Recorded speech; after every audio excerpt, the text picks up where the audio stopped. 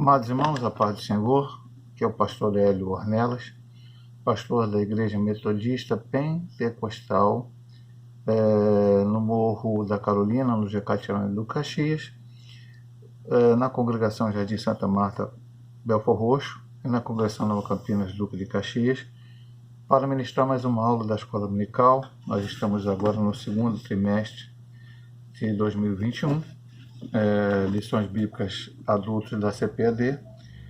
O título do trimestre é Dons Espirituais e Ministeriais, servindo a Deus e aos homens com poder extraordinário. E hoje a lição de número 7, o Ministério de Profeta. Nós estudamos os dons espirituais em 3 lições e semana passada estudamos o primeiro dom ministerial de apóstolo. E agora vamos estudar o ministério de profeta. O texto ouro dessa lição diz: a uns, pois, Deus na igreja, primeiramente apóstolos, em segundo lugar profetas, em terceiro doutores, depois milagres, depois dons de curar, socorros, governos, variedade de línguas. 1 Coríntios, capítulo 12, versículo 28. Verdade prática: o ministério de profeta é fundamental para a Igreja de Cristo nos dias atuais. Temos a leitura diária, que espero que os irmãos tenham lido nas suas casas. E a leitura bíblica em classe, que aí se encontra em 1 Coríntios 12, 27 a 29, e Efésios 4, de 11 a 13. 1 Coríntios 12. Ora, vós sois o corpo de Cristo e seus membros em particular. E a uns pôs Deus na igreja, primeiramente apóstolos, em segundo lugar profetas, em terceiro doutores, depois milagres, depois dom de curar, socorro, governo, variedade de línguas. Porventura são todos apóstolos? São todos profetas? São todos doutores? São todos operadores de milagres? E Efésios 4, ele mesmo deu uns para apóstolos, e outros para profetas, e outros para evangelistas, e outros para pastores e doutores, querendo o aperfeiçoamento dos santos, para a obra do ministério, para a edificação do corpo de Cristo, até que todos cheguemos à unidade da fé e ao conhecimento do Filho de Deus, a varão perfeito, à medida da estatura completa de Cristo. O objetivo geral da lição é expor o desenvolvimento do ministério de profeta. E os objetivos específicos é 1. Descrever a função do profeta no Antigo Testamento. 2. Explicar o ofício do profeta no Novo Testamento. E 3. Esclarecer o verdadeiro do falso profeta. Então vamos aqui à nossa introdução da lição de hoje, que diz: a lição desta semana versa sobre o dom ministerial de profeta.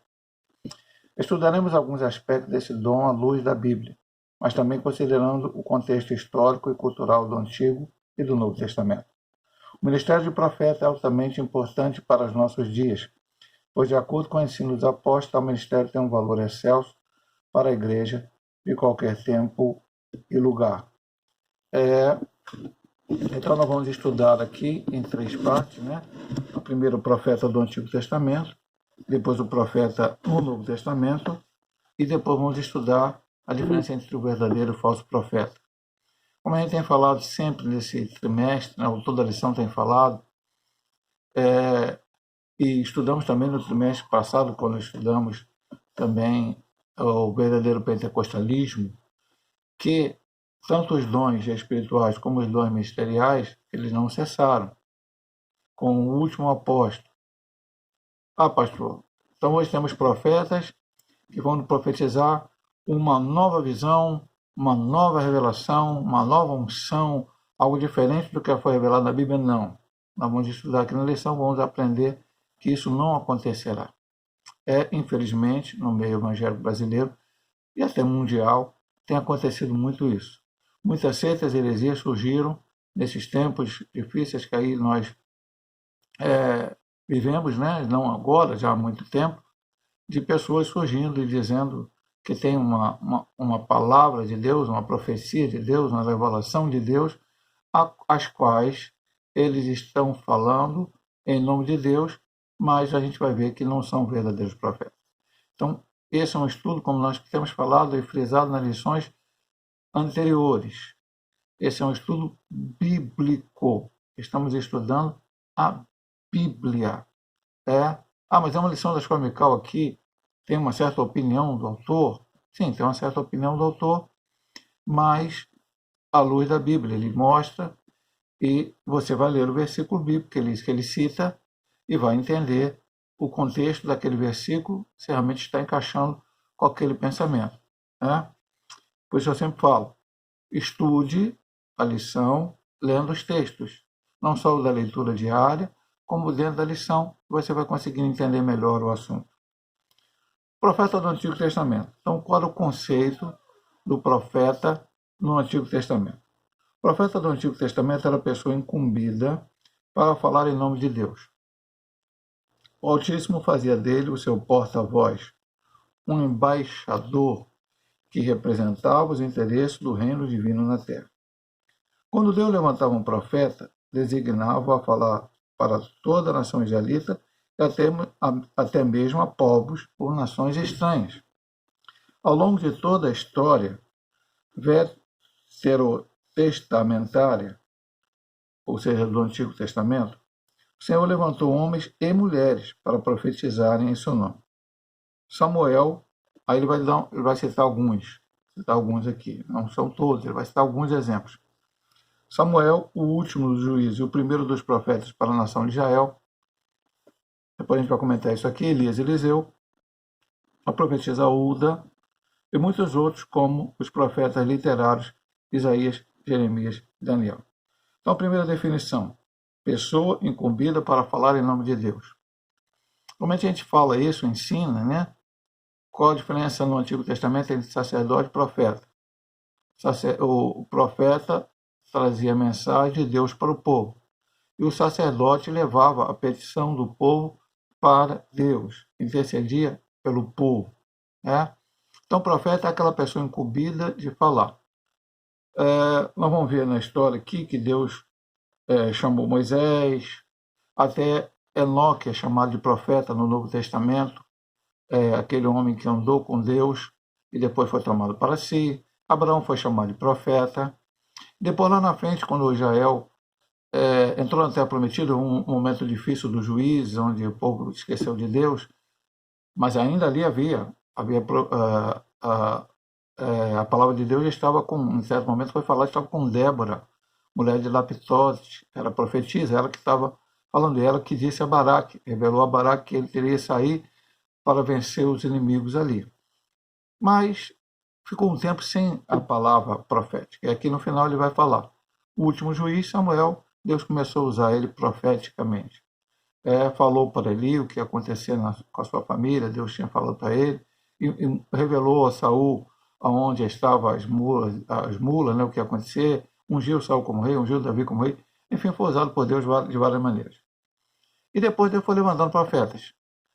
Houve os profetas que a gente chama de não literários, e nós temos aqui, por exemplo, aqui ele citou Elias, Eliseu, a profetisa Uda. Poderíamos citar homens que ajudaram Davi ali, como Gade, Natã. Então, houve vários homens e mulheres que profetizaram. Elias e Eliseu são muito conhecidos. Talvez alguém fale, pastor, não sei quem é Uda, eu não me lembro de ter lido isso. O rei Josias, um dos últimos reis de Judá, do Reino do Sul, antes do cativeiro, começou a reinar com 8 anos de idade, e aí fez uma grande reforma espiritual, e aí ele, quando ele estava reformando o templo, que os reis anteriores a ele haviam destruído, principalmente o seu pai e o seu avô, ele então buscou a presença de Deus e mandou que reformasse o templo. Os homens de Deus acharam um livro e leram esse livro diante dele. E esse livro falava tudo que o rei tinha que guardar, o povo tinha que guardar. Ele viu que o povo não estava guardando isso muito tempo, nem os reis que antecederam ele. Então ele foi e mandou consultar Deus. E a palavra de Deus naquele tempo estava com a profetisa Uda. E como ele, na hora que o livro foi lido perante ele, ele rasgou os seus vestidos, num sinal de humilhação, a palavra da profetisa Uda para ele foi: como ele se humilhou, Deus manda dizer para ele, como ele se humilhou perante mim, diante dessa situação toda, então eu não vou fazer isso nos seus dias, mas vai ser mais adiante, ou seja, permitir que Israel fosse para o cativeiro. Então essas pessoas tiveram aquele momento, ou seja, eram porta-voz de Deus com a mensagem. E depois ele fala sobre os profetas, alguns profetas literários, Isaías, Jeremias, Daniel, poderia falar Ezequiel, os profetas menores, Aqui depois ele fala, esse profeta, quando eu levantava, podia falar a nação israelita e até a nações estranhas. Por exemplo, Jonas foi pregar em Nínive, uma nação estrangeira. Não vê Jonas pregando para Israel. Jonas prega para Nínive. Então Deus levanta. Nas profecias de Ezequiel, e vamos ver, palavra a respeito dos Moabitas, dos assírios, do Egito, de Tiro, rei de Tiro. Então, muitas dessas palavras dadas por Deus não era somente para Israel, mas também para nações estrangeiras. Então, é uma pequena definição, pequeno conceito de como era o profeta no Antigo Testamento. Agora vamos ver o ofício. Como é que era o ofício desse profeta no Antigo Testamento? Através da inspiração divina, o profeta recebia uma revelação que desvendava o oculto e anunciava juízos, emitia conselhos e advertências divinas. Expressões como "veio a mim a palavra do Senhor" e "assim diz o Senhor" eram fórmulas usuais para o profeta começar a mensagem divina, como está em Jeremias 1,4, Isaías 45,1 e tantos quantos outros textos dos profetas maiores e até mesmo os menores. Símbolos e visões também eram formas de Deus falar através dos profetas ao seu povo. Deus usou de várias maneiras, vou até parar um pouco, comentando que é fácil, porque depois a gente pode esquecer. Por exemplo, Deus mandou Osés casar com uma mulher que era adúltera. Deus queria adultério? Não. Deus queria mostrar para aquele povo que o povo de Israel, quando ele se caminhava para outros deuses, que não o Deus único e verdadeiro, eles estavam adulterando espiritualmente. E Deus deu uma lição àquele povo. Ele casou com Gomer, depois Gomer adulterou, Gomer foi embora, depois ele trouxe ela de volta, restaurou, como Deus assim poderia fazer com Israel, como fez após cativeiro. Deus, por exemplo, falou para Ezequiel ele fazer uma mudança, ele abrir um buraco na parede da casa que ele morava e botar sua mobília para fora, para mostrar como Deus ia levar aquele povo cativo. Deus mandou Isaías andar nu e descalço durante 3 anos. E assim por diante. Deus mandou Jeremias, e aí foi uma mensagem para Jeremias, mas ele passou o povo. Teve a questão desse casoleiro, teve a questão de comprar um cinto, levar ao frade, colocar lá, depois pegar o cinto todo destruído. Teve uma questão de comprar uma propriedade, e perante todo o povo ele comprou, fez uma escritura, mas o povo já estava indo para o cativeiro. Então Deus estava querendo mostrar que eles iam, mas queriam voltar eternamente à sua terra. Então Deus usava também não somente palavras, mas Deus usava também outras formas, para mostrar àquele povo a sua símbolos, e visões. O profeta também exerceu um importante papel de conselheiro na história do reinado de Israel. Aí ele cita aqui Natã, conforme 2 Samuel 12:1, 1 Coríntios 1, 8, 10 e 11. Natã foi alguém que era profeta, dito como profeta, falado como profeta, e aconselhou Davi. Foi Natã que chegou lá e Davi falou, vou construir o templo, e ele falou, vai, Deus está contigo, mas depois Deus falou com ele, não, volta e diz a Davi que não, ele não vai construir, vai ser o seu filho. Ele voltou e falou com Davi aquilo que Davi precisava ouvir. Contudo, após a divisão do reino de Israel, o profeta passou a ser perseguido, pois sua profecia confrontava diretamente a prepotência da nobreza, dissimulação dos sacerdotes e injustiça social. Jeremias 1, 18 a 19, 5, 30 a 31, Isaías 58, 1 a 12. Então veja que acabou o ponto anterior, ele falando, os exemplos que ele deu foi Samuel, o último profeta. Depois ele fala aqui sobre Natã. Então veio o reinado de Davi, reinado de Salomão, esses homens ouviam a Deus. Quando Salomão cometeu seus erros, e aí ele morreu e Roboão reinou no seu lugar, por causa dos pecados de Salomão, Deus então permitiu que o reino fosse dividido. Haviam 12 tribos, e Davi, Saul, Davi e Salomão reinaram sobre as 12 tribos. Quando Roboão assumiu, houve uma dissidência através de Jeroboão, e Roboão respondeu de uma forma errada aquele povo, e aí 10 tribos passaram a seguir Jeroboão, e 2 tribos ficaram com Roboão. Roboão reinou sobre o reino chamado Judá, reino do sul, e Jeroboão reinou sobre o reino do norte, chamado Israel. Roboão era filho de Davi, neto de Davi. Deus tinha dado uma promessa que sempre teria uma luz. Então, toda a história de Israel, até o último rei, foram descendentes de Davi, exceto um pequeno momento que Atalha usurpou o trono, uma mulher, por um período de tempo, acho que 6 anos. Ela matou os filhos do rei, reinou, mas depois Joás voltou a reinar, e sendo ele descendente de Davi. O reino do norte, não. Jeroboão começou a cometer pecados. E aí a sua descendência foi logo exterminada, e aí foi outro, e Deus continuou usando. Deus usou Aias para falar que... O meu Deus que usou Aias para falar que Jeroboão ia reinar, depois falou para Aias que o seu filho ia morrer, coisas aconteceriam na casa dele, o reino dele seria destruído, e assim foi. Israel, até que eles fossem levados para o cativeiro através do rei da Síria, e os profetas daquele tempo foram perseguidos, inclusive os do final, Jeremias, Ezequiel e outros mais. Eram pessoas... Mas por que eram perseguidos? Porque a profecia confrontava diretamente a prepotência da nobreza, do pessoal que era da classe nobre de Israel, ou seja, do rei e a sua parentela, a dissimulação do sacerdote, que em vez de ensinar a palavra de Deus, em vez de exortar sobre a palavra de Deus para os reis, acabam fazendo aquilo que os reis queriam e erravam. E a injustiça social. Começou a ter uma classe alta, né? Não é o problema ter a classe alta, né? Uma pessoa de bastante riqueza e um povo muito pobre, que era oprimido por esses ricos. Isso foi muito falado pelos profetas.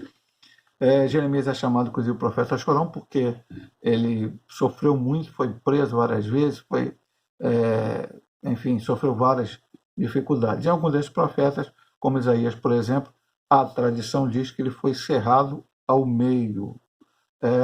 Não está na Bíblia, mas a tradição diz, e outros profetas também foram, de certa forma, martirizados. Os próprios profetas não literários não eram bem ouvidos pelos reis. Então Elias sofreu perseguição de Acabe, Eliseu também sofreu perseguição de alguns reis. Então nós vamos ver que esses homens não eram valorizados. Mas não era porque eles não eram valorizados por eles, era por causa da palavra que eles pregavam, que era a palavra de Deus. E vamos ver aqui o profetismo, que é o último ponto dessa divisão número 1.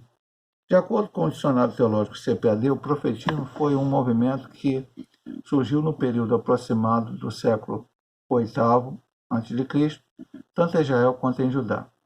O objetivo desse movimento era restaurar o monoteísmo hebreu, combater a idolatria, denunciar as injustiças sociais, proclamar o dia do Senhor e reavivar a esperança messiânica. Foi nesse tempo que os verdadeiros profetas de Israel foram cruelmente surrados, presos e mortos. Vou ser franco, irmãos, estou aqui ministrando a aula. Eu não tinha até então, até ler essa lição, estudar essa lição, eu não me lembro de ter ouvido falar dessa questão de profetismo. Mas entendo, estudos mais recentes, né? Muita coisa. Estudei no seminário lá atrás, há muito tempo atrás, me formei em 1990. Então, talvez algumas coisas sejam novas. Então, vamos colocar aqui como o dicionário teológico do CPD fala. O que ele chama de profetismo? Foi esse momento em que Deus levantou profetas para tratarem de algumas coisas a partir, mais ou menos, né, no período do século VIII antes de Cristo. 800 anos de que a partir desse momento. Lembrando que houve 300 anos antes de Cristo que não houve palavra profética. Então, esse período do profetismo durou talvez mais ou menos uns 500 anos. Qual era o objetivo? Restaurar o monoteísmo hebreu. Por que monoteísmo? Porque Israel é uma nação monoteísta. O que é uma nação monoteísta? Crê em apenas um Deus, apenas um Deus, criador de todas as coisas. As nações ao redor dela criam em vários deuses, eram idólatras, idolatravam vários deuses.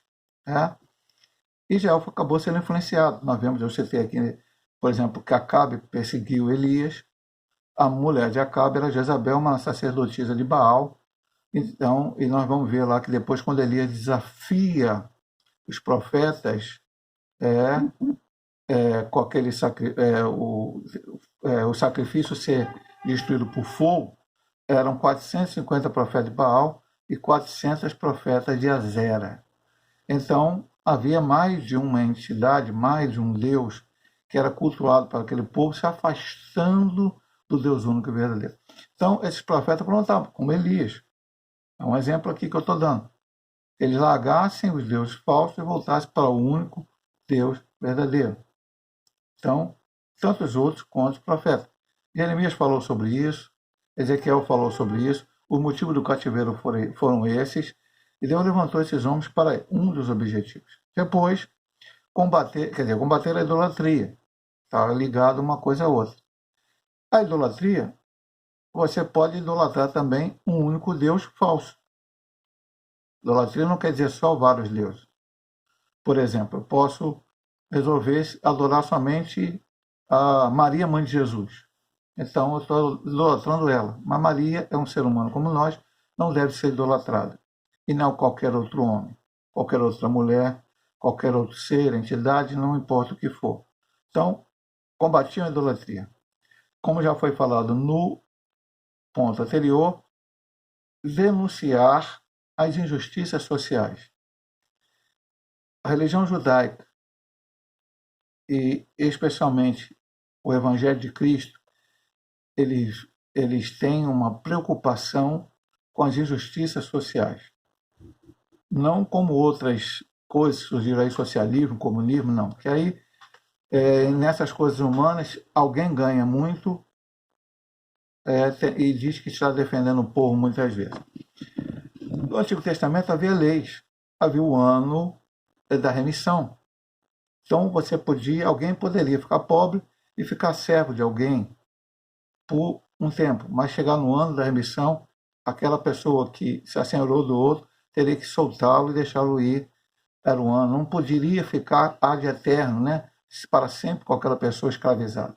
No tempo desses profetas, muitas vezes o povo estava sendo escravizado. Veja que Neemias lá viu isso muito forte. Nós estudamos uma lição aí no ano passado, sobre o povo voltando do cativeiro, como Neemias falou contra isso. E no tempo de Cristo também, o Senhor ensinou isso. A própria igreja, quando ela começou, ela dividia tudo entre seus membros. Proclamar o dia do Senhor. Qual é o dia do Senhor? A vinda do Messias é o dia que o Senhor iria dar o seu juízo sobre o povo. E aí ele fala, reavivar a esperança messiânica. Porque a primeira promessa que Deus faz ao homem, depois do pecado, é que a semente da mulher, ou seja, o Messias, seria ferido pela serpente, mas pisaria sobre a cabeça da serpente, esmagaria a cabeça da serpente, que é Satanás. Então, promessa messiânica, a vinda do Messias. E aí Deus foi usando vários homens, mulheres, profetas, para falar sobre a vinda do Messias. Isaías foi o maior representante, foi o profeta mais messiânico, mas temos profecias em Miqueias, temos profecias dos Salmos, temos palavras que falavam que o Cristo viria. Quando o povo esquecia disso, como hoje muita gente está esquecendo que o Messias voltará para buscar a sua igreja, que o Cristo voltará para buscar a sua igreja, o povo começa a se corromper. Lembrando que lá em Provérbios está escrito, não havendo profecia, o povo se corrompe. Então, quando o povo não ouve a palavra de Deus, o povo não dá atenção à palavra de Deus, então pode se corromper. E este era o motivo dos profetas se levantarem. Aí, como o povo não queria ouvir, como hoje, depois nós vamos ver no último ponto, os falsos profetas, muitas vezes o povo está querendo ouvir aquilo que quer ouvir. eu não preciso ouvir o que eu quero ouvir. Eu tenho que ouvir o que Deus tem a falar para mim através da sua palavra. Meus amados irmãos, estudamos a introdução e o ponto 1. Então, como os irmãos sabem, são 2 vídeos. Vou terminar esse primeiro vídeo e no segundo vídeo estaremos estudando o ponto 2, o ponto 3 e a conclusão da lição de hoje.